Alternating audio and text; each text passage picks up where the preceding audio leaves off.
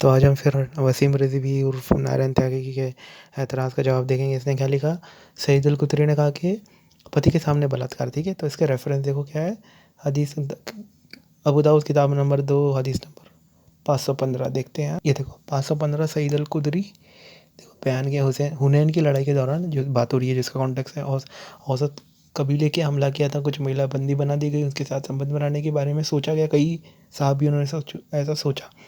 फिर वो नबी करीम के पास आए, उन्होंने कहा क्या वो सही है, तो वो क्या बोलते हैं देखो, तो क्योंकि ये महिला उनके पति की संपत्ति मानी जाती है, तो उनके अभी पति जीवित है, तो ये सही नहीं है। देखो इसकी पूरी नहीं, झूठ बोला सामने। इसने क्या बोला, हुनैन की लड़ाई में लड़के उसको पति के सामने बलात्कार करने की अनुमति दी है, उसमें तो मनाही की है।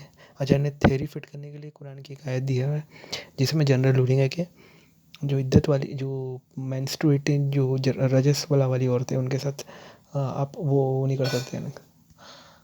अब इसको मालूम है ये गधे तो किताब तो पढ़ने वाले नहीं है, तो अब खुद ही ह्यूनेन की लड़ाई वाला मैं एक बार कवर करूँगा टॉपिक। यहाँ पे जो बोल रही है ये भी झूठ बोला इन्हें। तो यहाँ पे जो 424 में कुरान की आयत में, तो यहाँ पे ये रजस्वला वाली स्त्रियों के साथ दूर रहने की बात है। तो इन्हें यहाँ फिट किया, ये दूर रहने की बात इसीलिए हो रही है क्योंकि हम उम्र की औरतों के साथ संबंध बनाया जाए। ये सब चीज़ें कहीं लिखी भी नहीं है, ये सब इसका कयास है। ठीक है, ये आयत को यहाँ जोड़ देना। और ये जो हदीस का जो इन्होंने रेफरेंस दिया, ये तो उल्टी बात लिखी है। एक बार और देख लो, ये देखो सईद अल कुतरी की, ये देखो ये रिवायत क्या लिखा है।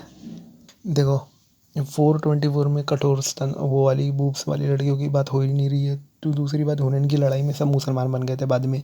तीसरी बात, इनने बोला कि हुनैन की लड़ाई में 6,000 औरतें थी। इधर इमेजिन करो, 6,000 औरतें और 2,000 मुसलमान, 6,000 पूरे सैनिक थे हुनैन के। तो इसको मैं अलग से कवर करूँगा, इसको टॉपिक को, हुनैन की लड़ाई।